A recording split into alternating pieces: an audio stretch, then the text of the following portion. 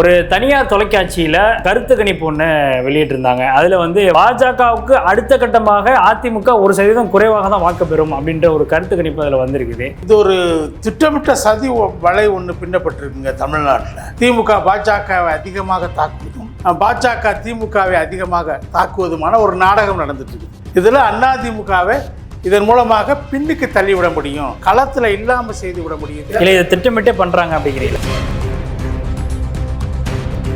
India today சேனல்ல debate நடந்தப்போ ஒருத்தர் கேட்கிறார், ஒரு காமன் மேன் கேட்கிறார், இதுல அதிமுக பிரதான கட்சி ஆச்சாங்க, அது எங்க காணவே இல்லைன்னு சொல்லும்போது, இல்ல நாங்க தேசிய ஜனநாயக கூட்டணி இந்தியா கூட்டணி அப்படிதான் நாங்க இந்தியா ஃபுல்லா எடுத்திருக்கிறோம், அந்த அதுல ரெண்டுலையும் இல்லாத அதிமுகவை பத்தி நாங்க தனிப்பட்ட முறையில் குறிப்பிடல அப்படின்ற சாதகமா செயல்படக்கூடிய சேனல்லையே 15% தான் கொடுத்துருக்காங்க. இப்போ ஒரு வாரத்தில் நடத்த இந்த கணிப்பு கருத்து கணிப்புல 19% எப்படி மாறுது? இல்லை, ஏற்கனவே 2014 தேர்தலில் கிட்டத்தட்ட 12% மேற்பட்ட வாக்குகள் தனிச்சையாக நிற்கும் போதே வாங்கினாங்க பாஜக. எங்க வாங்கினாங்க? தனித்து நின்னுமா 3.5 தான் மேக்சிமம் வாங்கினது அவங்க. இல்லை, இப்போ அதிகரிக்கலையா? எங்க பாத யாத்திரை போய் ஒரு கட்சி வளரணும்னா வைகோ கட்சி தான் இன்னைக்கு தமிழ்நாட்டில் ஆட்சி பிடிச்சி. கர்நாடகாவில் பாஜக தோத்துச்சு சொல்றோம், அவங்க அதே 36% வாங்கியிருக்காங்க. ஜெயிச்சப்போ வாங்கின அதே சதவீதத்தை தான் இப்போ வாங்கியிருக்காங்க. இப்போ வெற்றி தோல்வியை நிர்ணயிக்கக்கூடிய வாக்கு சதவீதம் முக்கியமானதுங்கிறீங்க. அது வாக்கு சதவீதம் இல்லை, நீங்க வெற்றி பெறீங்களா இல்லையாங்கிறது தான் முக்கியமானது. அதுதான் மக்கள் பார்ப்பாங்க. வாக்கு சதவீதத்தை நம்ம மாதிரி பண்டிதர்கள் பார்த்துட்டு இருப்போம், அதனால எந்த பிரயோஜனமும் இல்லை. இப்போ 2014 தேர்தலில் ஜெயலலிதா அவர்கள் அவங்களுடைய தலைமையில் நிறுத்தும் பொழுது தனிச்சு தான் நின்றாங்க, எந்த கூட்டணியுமே இல்லை. ஆனால் மிகப்பெரிய அளவில் ஒரு வெற்றி பெற்றாங்க. மோடியா இல்லை இந்த லேடியான்னு சொல்லி பிரச்சாரம்லாம் பண்ணாங்க. அது மாதிரியான ஒரு பிரச்சாரத்தை எடப்பாடி பழனிசாமி வச்சா இவங்க என்ன பிரதமர் கேண்டிடேட்டாக ஆக வாய்ப்பு இருக்குன்னு மக்கள் இல்லைங்கிறது மக்களுக்கு தெரியாதா? இவங்க எப்படி பிரதமர் வேட்பாளராக இருக்க முடியும்? சும்மா அவங்க சொன்னாங்க. அப்போ 3வது அணி இங்கே உருவாக்குதோ பலமா, அப்பெல்லாம் அதிமுக ஜெயிக்கும். அது திமுக சாதகமாக அமையாது. திமுகவுடைய வாக்கு வங்கி ரொம்ப குறைவு. கூட்டணிகளுடைய கட்சியுடைய வாக்கு வங்கி வச்சு தான் அவங்க மேலே வர்றாங்க. அது இந்த வாட்டி வாய்ப்பு இல்லை.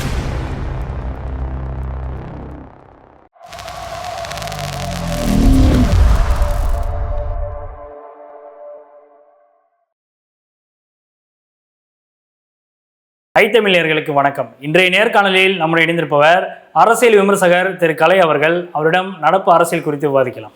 வணக்கம் சார். வணக்கம். எப்படி இருக்கீங்க? ஒரு தனியார் தொலைக்காட்சியில் கருத்து கணிப்பு ஒன்று வெளியிட்டிருந்தாங்க. அதில் வரக்கூடிய பாராளுமன்ற தேர்தலில் எந்தெந்த கட்சிகள்லாம் அதிக வாக்கு சதவீதத்தை பெறுவாங்க அப்படின்ற ஒரு ஆர்டர் வைஸாக போட்டிருக்காங்க. அதில் முதலிடத்தில் திமுக கிட்டத்தட்ட 38 வாக்கு சதவீதமும், 2வது இடத்துல பாஜக கிட்டத்தட்ட 18% வாக்கு சதவீதம், 3ஆம் இடத்துல அதிமுக 17%, அதுக்கு அடுத்த கட்டமாக நாம் தமிழர் கட்சி வாக்கு சதவீதம் பெறும் அப்படின்னு சொல்லி ஒரு கருத்து கணிப்பு வெளியிட்டிருக்கிறாங்க. பாஜகவுக்கு அடுத்த கட்டமாக அதிமுக 1% குறைவாக தான் வாக்கு பெறும் அப்படின்ற ஒரு கருத்து கணிப்பு அதில் வந்திருக்குது. இதை எப்படி பார்க்குறீங்க? இன்னும் கூட்டணியே செட் ஆகலை, அதுக்கு முன்னாடி இந்த கருத்து கணிப்பு முடிவுகளை எப்படி பார்க்குறீங்க? இல்லை, கூட்டணி செட் ஆகலைன்னா அவங்க தனித்தனியாக எடுத்திருக்காங்களா? இப்போ திமுக 38% கூட்டணியோடு சேர்ந்தா, கூட்டணி இல்லாமலா? பாஜகவுக்கு கூட்டணியோட சேர்ந்தா இல்லாமலா? அதிமுகவுக்கு இது வரைக்கும் யாரும் சேரலை, அவங்கள தனியாக எடுத்துருக்காங்கன்னு வச்சுக்கோங்க. ஆனால் இது ஒரு திட்டமிட்ட சதி வலை ஒன்று பின்னப்பட்டிருக்குங்க தமிழ்நாட்டில். அதாவது முதல் 2 இடத்துல பாஜகவும் திமுகவும் இருக்கிறதா, அவங்க 2 பேருமே சொல்லிக்கிறாங்க. அவங்களுக்கு ஒரு அண்டர்ஸ்டாண்டிங் இருக்குது. போட்டி என்பது எனக்கும் உனக்கும் தான். சித்தாந்த ரீதியாக இந்துத்துவாவுக்கும் திராவிட மாடலுக்கும் இடையே தான் சண்டை. அந்த சண்டையில் அதிமுக, அந்த சித்தாந்த களத்தில் நடக்கக்கூடிய சண்டையில் அதிமுக அப்புறப்படுத்தப்பட்டு விட்டது. அப்படிங்கிற ஒரு தோரணையை பிரதான எதிர்க்கட்சி பாஜக தான். திமுக பாஜகவை அதிகமாக தாக்குவதும் பாஜக திமுகவை அதிகமாக தாக்குவதுமான ஒரு நாடகம் நடந்துட்டு இருக்குது. இதில் அதிமுகவை இதன் மூலமாக பின்னுக்கு தள்ளிவிட முடியும், களத்தில் இல்லாமல் செய்து விட முடியும். இதை திட்டமிட்டே பண்ணுறாங்க அப்படிங்கிற திட்டமிட்டு 2 பேரும் அண்டர்ஸ்டாண்டிங்கில் பண்ணக்கூடிய நாம் ரொம்ப நாளாக சொல்லிட்டு இருக்கிறேன். தொடர்ச்சியாக பண்ணிட்டு இருக்காங்க அவங்க 2 பேருமே. ஆனால் உண்மை என்னென்னா, முதலிடம் அதிமுக, 2ஆம் இடத்துக்கு தான் திமுகவுக்கும் பாஜகவுக்கும் இடையே போட்டி நடக்குது. அவங்க சண்டை போடுறாங்க இல்லையா, எவ்வளோ சண்டை? 2ஆம் இடத்துக்கு தான். 2ஆவது இடம் யார்? 3ஆவது இடம். என்னுடைய கணிப்பு அதுதான். நான் அதை உறுதியாக சொல்லுவேன். அதுக்கான ஏராளமான காரணங்களை நம்ம டைம் பெர்மிட் சொல்ல முடியும். முக்கியமாக இன்னொரு விஷயம் என்னென்னா, ஏற்கனவே இந்தியா டுடே கருத்து கணிப்பு இதுக்கு முன்னாடி வந்துச்சா ஒரு 10 நாளைக்கு முன்னாடி.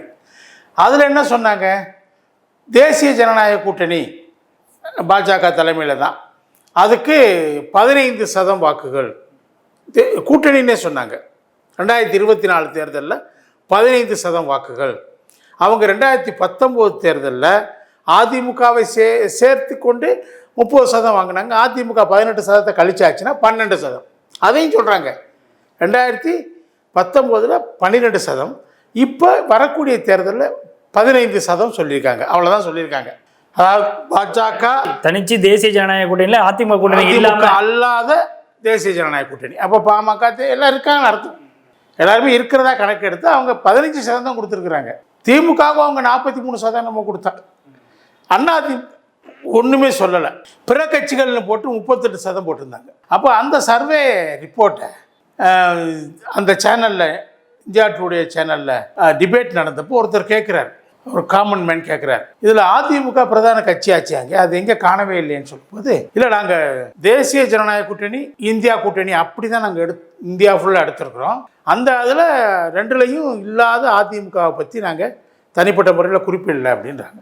அவங்க எங்கே தான் இருக்கிறாங்க, அவங்க வந்து இந்த பிற கட்சிகள் 38%, அதில் அவங்க எவ்வளவு 30% அப்போ சொல்கிறான் இல்லையா. அப்போ தான் 30%ங்கிறான் அதிமுக தனித்து.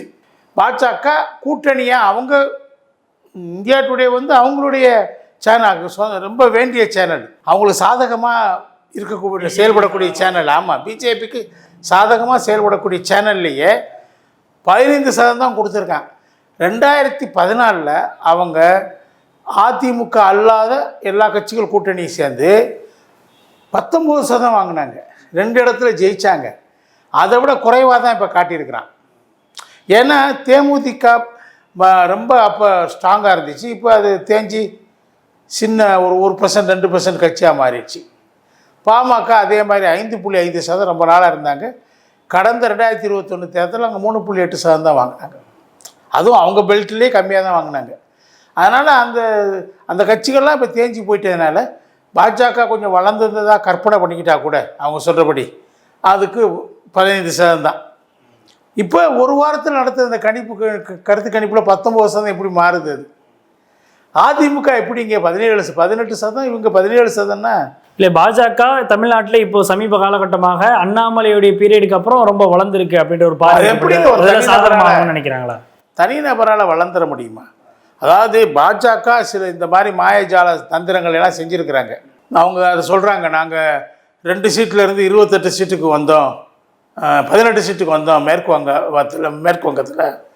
கடந்த தேர்தலில் 2 சீட்டு வாங்கியிருந்தோம், 18 சீட்டு வாங்குகிறோம் அடுத்த தேர்தலில் அப்படின்றாங்க. அது கரெக்டு. அங்கே வெற்றிடம் இருந்துச்சு. மார்க்சிஸ்ட் கம்யூனிஸ்ட் கட்சியும் காங்கிரஸும் தேஞ்சு போயிடுச்சு. அதனால் உங்களுக்கு அங்கே காலி இடம் இருந்ததுனால நீங்கள் வந்தீங்க. மம்தாக்கு எதிராக நீங்கள் இயக்கம் நடத்துனீங்க, அவங்க ஒதுங்கிட்டாங்க, நீங்கள் வந்துட்டீங்க, அது வேறு விஷயம். இங்கே அப்படி இல்லையே. இங்கே வெற்றிடமே இல்லை. அதிமுக பிளவுபட்ட பின்பு எடப்பாடி அவர்களுடைய தலைமையில் பலமான ஒரு கட்சியாக உருவாயிடுச்சு.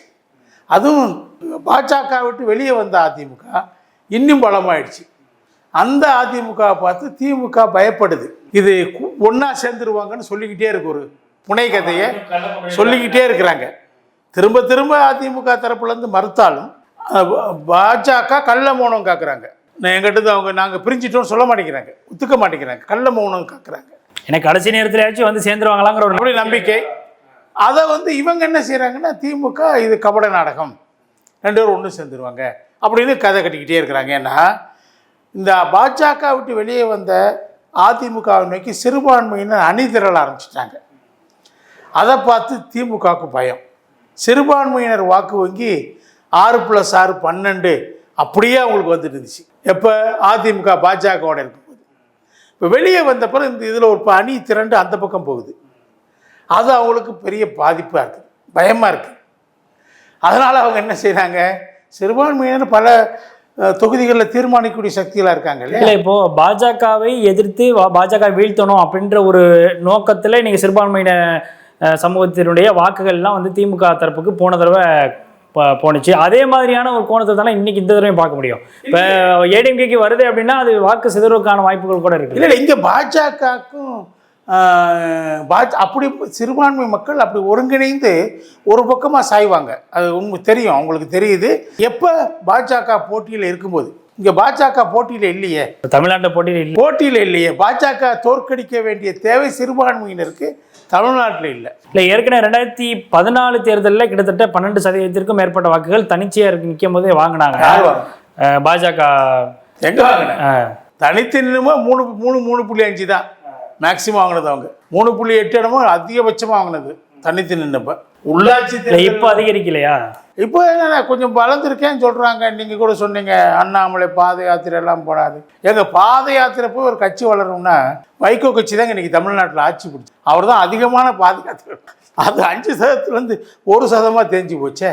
இன்னைக்கு ஒரு சீட்டுக்காக திமுகவில் மன்றாடிட்டு இருக்கிற நிலைமைக்கு தள்ளப்பட்டு. அதனால மதிமுக பாஜக அப்படின்ற ஒப்பீடு அப்படின்றது சரியா இருக்குமா? ஏன்னா மதிமுக அந்த நீ பாத யாத்திரை மட்டுமே நம்ம கருத்தில் கொண்டு பேச முடியாது. அடுத்த கட்ட செயல்பாடுகள் எப்படி கட்சியை வளர்த்தாங்க, கட்சியை முன்னெடுத்து போவதற்கான என்னென்ன செயல்பாடுகள் இருந்துச்சுங்கிற ஒரு விஷயம் இருக்கு. செஞ்சாங்களே. அப்போ பாஜக வந்து செய்கிற அளவுக்கு அவங்க செய்யலை. இல்லை, தமிழ் தேசியத்தை முன்னெடுத்தாங்கல்ல அவங்க தமிழ்நாட்டுக்குரிய விஷயங்களே பிரதானப்படுத்தி ஈழத்தமிழர்கள் பிரச்சனையில் எல்லாத்துலேயும் தீவிரமாக செயல்பட்டாங்களே. செயல்படாமல் இல்லையே. அவங்க அந்த 30 வருடம் காலம் தனியாக தான் நின்னாங்க. அப்போ அவங்க பெரிய அளவுக்கு தனிப்பட்ட முறையில் போராடிட்டு தான் இருந்தாங்க. இருந்தாலும் பாத யாத்திரைகள் அந்த நேரத்தில் போனார். அதெல்லாம் ஒன்றும் பலன் அடிக்கலை. இப்போ ராஜீவ் காந்தியினுடைய ஜோடோ யாத்திரை என்னாச்சு? ராகுல் காந்தி இது அவர் போன இடத்துலலாம் தோற்று போச்சு காங்கிரஸ் இல்லையா? இன்னும் பாவம் அவர் தேவையெல்லாம் போயிட்டே இருக்கிறார். இன்னும் அதிகமான இடங்களில் காங்கிரஸை தோக்க வைக்கிறதுக்காக அவர் யாத்திரை போறாரு. இல்லை, அவர் நடக்கிறதுனால தான் தோக்குறாருன்ற மாதிரி. அதான் அப்படித்தான் போன இடத்துலலாம் தோத்து போயாச்சு. அந்த பாத யாத்திரை வந்து ஒரு வகையில் அவங்களுக்கு கை கொடுத்துட்டு தானே பார்க்கணும். ஏன்னா ராஜஸ்தானில் ஒரு அபரிமிதமான வெற்றி இல்லை பாஜகவுக்கு. கிட்டத்தட்ட ஒரு 3% வாக்குகள் தான் குறைவாக காங்கிரஸ் எடுத்திருக்கிறாங்க.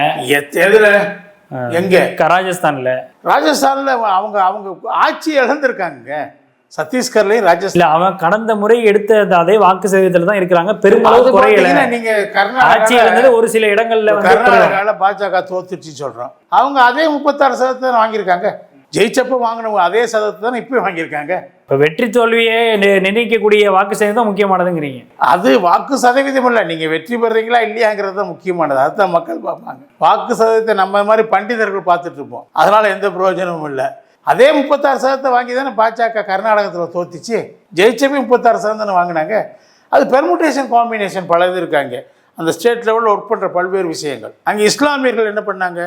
மதசார்பற்ற ஜனதா தளத்துக்கும் காங்கிரஸுக்கும் சமமாக பிரிஞ்சு வாக்களித்தாங்க. இந்த வாட்டி போன கடந்த தேர்தல் கர்நாடகா என்ன பண்ணாங்க? பாஜக தோற்கடிக்கணும் நம்ம காங்கிரஸ் பக்கம் அனைவரும் வாக்களிச்சு 6-7% அந்த பகுதியில் வந்ததுனால அதில் மதசார்பற்ற ஜனதாதளம் அதிக இடங்களில் தோல்வி அடைஞ்சது மதசார்பற்ற ஜனதாதளம் தான், பாஜக இல்லை. அதில் கெயின் ஆனது இப்போ காங்கிரஸ். அப்படிதான் அதை பார்க்க முடியும். அதனால இந்த மாநிலங்களில் இன்னும் கூட பாஜகவுக்கு எதிராக காங்கிரஸ் தான் இருக்குங்கிற நான் ஒத்துக்கிறேன். இந்த 3 மாநிலங்களில் தோத்த இடத்துல கூட. ஆனால் தோத்துட்டாங்கல்ல, அவங்க ஆட்சி 2 இடத்துல இழந்தாங்கிறது பெரிய விஷயம் இல்லையா? அப்போ ஜோடோ யாத்திரை போனால் கூடலாம் வந்திருக்குன்னு வாக்குகள் கூட வரலையே, குறைஞ்சி போச்சே. அதனால் நான் என்ன சொல்கிறேன், இங்கேயும் அதிமுக பின்னுக்கு தள்ளுவதற்கான முயற்சிகளில் தீவிரமாக இறங்கியிருக்காங்க. அது சில தொலைக்காட்சிகளும் அதுக்கு உடன்படுறாங்க. இப்போ அது மாதிரியான ஒரு பிம்பம் கட்டமைக்கப்படுறதுனாலேயே வந்து நீங்கள் கூட்டணி தொடர்பாக பேச்சுவார்த்தை நடத்துறதுக்கு பெருங்கட்சிகள் குறிப்பாக பாமக தேமுதிக கூட இன்னும் அப்படி இழுபறியாக போயிட்டு இருக்கு. அவங்க பாஜக பக்கம் போலையே. அதாவது திமுகவுக்கும் அவங்க கூட்டணி கட்சிகள் இருக்காங்க. அதில் ஒரு சிலர் இன்னும் பேச்சுவார்த்தை முடியலை, உடன்படிக்கை ஏற்படலை, அவங்களுக்குள்ள சிக்கல்கள் இருக்குது. 2010 வரை ஸ்மூத் செயலிங் இல்லை. விசிகாவும் 4 சீட்டு கேட்குறாங்க. ஸ்மூத் செயலிங் அங்கே இல்லை. ஏன்னா அவங்க இப்போ எல்லா இடத்துலையும் ஜெயிப்புக்கான வாய்ப்பு அப்போ இருந்தது, இப்போ இல்லை. இப்போ சீரியஸ் கண்டெண்டராக அதிமுக வந்தாச்சு. அதனால் அவங்க அதை வேற மாதிரி பார்க்குறாங்க. பாஜக அல்லாத அதிமுகவுக்கு அவங்க போகிறதுக்கு தயங்க மாட்டாங்க. இங்கே பிரச்சனைன்னா அங்கே போயிடுவாங்க. அதனால் கடைசி வரைக்கும் இழுபறி தொடர்கிறது. அதே சமயத்தில் தேசிய ஜனநாயக கூட்டணியில் இந்த கட்சிகள் ஒன்று பாஜகவோட போன இல்லாட்டி அதிமுகவோட போகணும். இப்போ திமுகவில் இடம் இல்லைங்க. அப்போ அவங்க இன்னும் ஒரு நிலைப்பாட்டுக்கு வரலையே. போனவங்கெல்லாம் சின்ன உதிரி கட்சிகள், தனிநபர் கட்சிகள், ஐஜேகே, தமிழ் மாநில காங்கிரஸ் 1% கூட இருக்க மாட்டாங்க. 3% வாக்கு வங்கி இருக்கும், 1/2% அவங்க அங்கே போயிருக்காங்க. அவர் கூட பரவாயில்ல, கொஞ்சம் ஏதோ 3% இருக்குது. இந்த ஜான் பாண்டியன் கட்சி, இது ஐஜேகே, இந்த சமூக நீதி கட்சிகள்லாம் என்ன வாக்கு இருக்குது? ஒரு தொகுதிக்குள்ளே அடங்குற கட்சிகள் தான் அவங்க நிற்கிற தொகுதியில் ஜெயிக்க முடியுமான்னு பார்ப்பாங்க, அவ்வளோதான். வேற எந்த இடத்துலையும் அவங்களுக்கு எந்த செல்வாக்கும் கிடையாது. அவங்களாம் கட்சிகள் இல்லை, குச்சிகள். அதனால் அவங்க தான் போயிருக்காங்க. இங்கே இப்போ 4 பேர் போனதில் இல்லை, இப்போ பாமக வந்து அதிமுக கூட பேச்சுவார்த்தை நடத்திட்டு இருக்காங்க அப்படின்ற செய்திகள் பெருமளவு வெளியில் வருது. ஏறத்தாழ வந்து இவங்களுக்கு ராஜ்யசபா ஒரு சீட்டும், அது இல்லாமல் 9 சீட்டும் வந்து பாமக கொடுப்பதற்கான வாய்ப்பு இல்லை. 6 சீட்டும் ஒரு ராஜ்யசபா சீட்டுன்னு சொல்லி பேசி முடிவாயிட்டு தான் சொல்கிறாங்க. உடன்படிக்கை கையெழுத்தாகலை. அது நேற்று தொலைக்காட்சிகளில் காலையில் தந்தி தொலைக்காட்சியில் நான் பார்த்தேன். 9 மணி 9:30 மணிக்கு செய்தியாக வந்துச்சு. என்னென்ன தொகுதிகள் கூட முடிவு பண்ணியிருந்தாங்க. பாமக நிற்கிற தொகுதிகளையும் முடிவு பண்ணியிருந்தாங்க.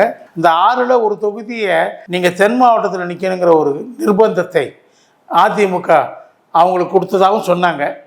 அது நேராக போயிருக்காங்க. அவங்க ஜி.கே. மணியும் இவர் அன்புமணி ராமதாஸும் நேராக எடப்பாடி அவரோட வீட்டுக்கு போய் அவருக்கு சால்வை அணிந்து, அவர் இவங்களுக்கு சால்வை அணிந்து அதெல்லாம் வந்துச்சு. ஆனால் ஒரு 2 மணி நேரத்தில் என்ன செய்தி வருது? பாமக மோடி அவர்கள் வரும்போது, பிரதமர் வரும்போது அந்த மேடையில் அவங்க ஏறுவதற்கு வாய்ப்பு இருக்குன்னு வருது இல்லையா? அது என்ன அர்த்தம் புரியல எனக்கு. 1 மணி நேரத்தில் 2 மணி நேரத்தில் மாறுது. என்னென்னா நான் என்னுடைய கற்பனை என்னென்னாக்கா, யூகம் என்னென்னா, இவங்க அங்கே மந்திரி பதவியெல்லாம் கேட்டாங்க. ராஜ்யசபா சீட் அதெல்லாம் தர முடியாது. அதனால் இங்கே வந்து ஒரு நாடகம் நடத்துனாங்க. அதிமுகவோட உடன்படிக்கை ஏற்படுற மாதிரி ஒரு நாடகத்தை கையெழுத்து போடாமல் இதை பார்த்த உடனே திரும்பி பாஜக உங்களை கூப்பிட்டு நீ கேட்டதை கொடுத்துட்றேன் எங்களோட வந்து அப்படின்னு சொல்லியிருப்பாங்க. அப்போ இந்த ராஜ்யசபா சீட்டு கொடுப்பதற்கான ஏதோ ஒரு அதனால தான் திரும்ப இன்னைக்கு மாறுறாங்கன்னு நினைக்கிறேன். ஆனால் ஒரு தகவல் சொல்லியிருக்காரு அவர் அன்புமணி ராமதாஸ், நாங்கள் இறுதி முடிவு எடுப்பதுக்கு 1 வாரம் ஆகும்னு சொல்லியிருக்காரு. ஆனால் அவர் எதை சொல்லலை, இன்னைக்கு பிரதமர் வரும்போது போவாரா இல்லையா, மேடை ஏறுவாரா இல்லையாங்கிறதுக்கு பதில் சொல்லலை. அவர் அப்போ சஸ்பென்ஸாக போய் ஏறுவதற்கான வாய்ப்புகள் இருக்கு. ஆமாம், இன்னைக்கு பல சஸ்பென்ஸ் இருக்குன்னு சொல்கிறாங்க. அவங்களே அண்ணாமலே சொல்கிறாரு இன்னைக்கு பல சஸ்பென்ஸ் இருக்குங்கிறார். இன்னைக்கு மேடையில் பல சஸ்பென்ஸ் நடக்குங்கிறார். காங்கிரஸில் இன்னும் சில எம்எல்ஏக்கள் வருவாங்க என்னோடன்னு சொல்லி விஜயதாரணி சொல்ல, காங்கிரஸில் ஒரு முக்கிய புள்ளி, காங்கிரஸ் சொல்ல, எதிர்கட்சியில் ஒரு முக்கிய புள்ளி எங்கிட்ட வர்றாங்க. எதிர்கட்சி கூட சொல்லலை, தமிழ்நாட்டில் கட்சியில் ஒரு முக்கிய புள்ளி எங்களோட வர்றாரு, பிரதமரோட மேடையில் தோன்றுவார், அது சஸ்பென்ஸ்ன்னு சொல்லியிருக்காரு அண்ணாமலை. இப்படி பல சஸ்பென்ஸ் எல்லாம் வச்சு அவங்க கூட்டத்தை நடத்துகிறாங்க. கூட்டம் நடக்கும்போது தான் நமக்கு தெரிய போகுது யார் எந்த பக்கம் போகிறாங்கன்னு சொல்லி. ஆனால் முதலிடம் அதிமுகவுக்கு நான் சொல்கிறேன். நிச்சயமாக அதிமுகவுக்கு தான் ஜெயிக்கிற வாய்ப்பு அதிகமாக இருக்குங்க. நிச்சயமாக இருக்கு. இல்லை, இப்போ கூட்டணி அப்படின்ற விஷயத்தில் வந்து இன்னும் ஒரு உறுதியான நிலைப்பாடுகள் இருக்கு. கூட்டணி கட்சிகள் வர்றதுனால எல்லா இடத்துலையும் ஜெயிக்க முடியாது. இப்போ கூட்டணி வரக்கூடிய கட்சி யார்? நீங்கள் திமுகவே எடுத்துக்கோங்க. ஓரளவுக்கு வாக்கு வங்கி இருக்கக்கூடிய கட்சினா ஒரு 3%, 3.5% இருக்கிறது. அவங்களோட சேர்றதுனால பல தொகுதிகளில் வெற்றி வாய்ப்பு தீர்மானிக்கப்படும் என்பது காங்கிரஸ் தான். மற்ற கட்சிகளில் எப்படி தீர்மானிப்பாங்க? போன 2021 தேர்தல்லையே அதிமுகவில் வந்து அன்னைக்கு ஓபிஎஸ் வந்து பிரச்சாரமே பண்ணலை. அவர் திமுகவோட அண்டர்ஸ்டாண்டிங் வந்து தேர்தல் பிரச்சாரமே பண்ணலை. அவர் தேனி மாவட்டத்துக்குள்ளே தான் சுற்றி வந்தார். தமிழ்நாட்டினுடைய ஒருங்கிணைப்பாளர், கட்சியினுடைய ஒருங்கிணைப்பாளர், தென் மாவட்டங்கள் எனக்கு செல்வாக்கு இருக்குன்னு இப்போ பேசிகிட்டு இருக்காரு. அந்த மாவட்டங்களுக்கே போகல பிரச்சாரத்துக்கு. அப்போ பாஜகவோட கூட்டணியில் இருந்ததுனால சிறுபான்மை வாக்குகள் மொத்தமும் திமுகவுக்கு போச்சு. அப்படி இருந்தும் 4.5 ஆண்டுகள் ஆட்சி செஞ்ச அவர் எடப்பாடி அவர்களை முதல்வராக நிறுத்தி சந்தித்த தேர்தலில் அவங்க 34% வாக்குகள் வாங்கினாங்க. அவங்களுக்கு திமுகவுக்கு 3% தான் வித்தியாசம். 13 லட்சம் வாக்குகள் தான் வித்தியாசம். அதில் கூட இன்னும் விசேஷமான விஷயம் என்னென்னா, 37 தொகுதிகளில் அன்னைக்கு சட்டமன்ற தொகுதிகளில் 5000 வாக்குகளுக்கும் குறைவான வாக்கு வித்தியாசம் தான் தோத்தாங்க. 43 சட்டமன்ற தொகுதிகளில் 10,000க்கும் குறைவான வாக்குகள் வித்தியாசம் தான் திமுக தோத்துச்சு. இப்போ 2 இடத்தையும் நீங்கள் கணக்கு போனால் 80 தொகுதிகள். 80 தொகுதிகளில் நீங்கள் 6ஆல் வகுத்தீங்கன்னா ஒரு 13-14 தொகுதி வருது நாடாளுமன்ற தொகுதி. இங்கே பாஜக அதிமுகவுக்கும் திமுகவுக்கான இடையில இந்த வாக்கு வித்தியாசம் 1,90,000 தான். இது மாறுறதுக்கு வாய்ப்பு இருக்குல்ல. திமுக மேல அதிருப்தி இருக்குது. அதுதான் இப்போ வெற்றி தொழில் தீர்மானிக்கிறதுல முக்கிய பங்கு வருக்கும்ல. அந்த 13 தொகுதியில் அதிமுக வர்றதுக்கான வாய்ப்பு பிரகாசமா இருக்கு இல்லையா? நான் சொல்றேன், கணக்கு சொல்றேன். இல்லை, இப்போ சட்டமன்ற தேர்தலில் நீங்க சொல்றது மாதிரியான வாய்ப்புகள் நிறையவே இருக்கு. ஆனா அது பாராளுமன்ற தேர்தலில் இப்போ வந்து யார் பிரதமர் அப்படின்றத தேர்ந்தெடுப்பதற்கான தமிழ்நாட்டை பொறுத்தவரை பிரதமர் கேண்டிடேட்டை பற்றி யாரும் பெருசா கவலைப்படுறது இல்லைங்க இல்லையா? அதெல்லாம் யாருமே இப்போ இந்திரா காந்தி பிரதமர் சொன்னாங்க, எதிராக யாரையுமே பிரதமர் சொன்னாங்களா? அப்போ அவங்க வரலையா? மொரார்ஜி தேசாய் பிரதமர் அறிவிச்சா வந்தார். மன்மோகன் சிங் பிரதமர் என்று அறிவிக்கப்பட்டா வந்தார். ஏன் கடந்த தேர்தலில் ராகுல் காந்தியை பிரதமர் தமிழ்நாட்டில் மட்டும்தானே அறிவிச்சாங்க. இந்த தேர்தலில் இவங்களும் அறிவிக்கலையே. இப்போ 2014 தேர்தலில் ஜெயலலிதா அவர்கள் வந்து அவங்களுடைய தலைமையில் நிறுத்தும் பொழுது தனிச்சு தான் நின்றாங்க, எந்த கூட்டணியுமே இல்லை. ஆனால் மிகப்பெரிய அளவில் ஒரு வெற்றி பெற்றாங்க. மோடியா இல்லை இந்த லேடியான்னு சொல்லி பிரச்சாரம்லாம் பண்ணாங்க. இப்போ அது மாதிரியான ஒரு பிரச்சாரத்தை எடப்பாடி பழனிசாமி வந்து வச்சா இவங்க என்ன பிரதமர் கேண்டிடேட்டாக ஆக வாய்ப்பு இருக்குன்னு மக்கள் இல்லைங்கிறது மக்களுக்கு தெரியாதா? மோடிக்கு இருக்கிற வாய்ப்பு, அவர் அகில இந்திய அளவில் கட்சி இருக்குது. இவங்க தமிழ்நாடு, கேரளா கிடையாது, கர்நாடகா, பாண்டிச்சேரியில் தான் கட்சி இருக்குது. இவங்க எப்படி பிரதமர் வேட்பாளராக இருக்க முடியும்? சும்மா அவங்க சொன்னாங்க. இல்லை, அது எடுபட்டுச்சுல, அப்போ வெற்றி பெற்றாங்க. எடுபட்டுச்சுன்னு சொல்கிறாங்க, இல்லைனாலும் அவங்க வெற்றி பெற்றிருப்பாங்க. அதான் நிலைமை. அதுக்கு முன்னாடி வெற்றி பெற்றிருக்காங்க இல்லை? அது அப்போ தேசிய ஜனநாயக கூட்டணி 2014 பாஜக தலைமையில் நின்னப்போ 2 தொகுதியில் ஜெயித்தாங்க. பாக்கி 37 தொகுதியில் யார் ஜெயிச்சா? அன்னைக்கு மோடியா லேடியான்னு சொன்னாங்களா? அவங்க சொல்லலையே. வாஜ்பாயா நானான்னு சொல்லலையே. ஜெயிச்சாங்கல்ல. அதனால் எப்பப்போ 3வது அணி இங்கே உருவாக்குதோ பலமாக, அப்போல்லாம் அதிமுக ஜெயிக்கும். அதிமுக சாதகமாக அமையும். அது திமுக சாதகமாக அமையாது. திமுகவுடைய வாக்கு வங்கி ரொம்ப குறைவு. கூட்டணிகளுடைய கட்சியோட வாக்கு வங்கி வச்சு தான் அவங்க மேலே வர்றாங்க. அது இந்த வாட்டி வாய்ப்பு இல்லை. நிச்சயமாக பல்வேறு கேள்விகளுக்கு ரொம்ப தெளிவாக பதில் சொன்னீங்க. என்னுடைய அரங்கிற்கு வந்து நேர்காணல் மிக்க நன்றி சார். நன்றி.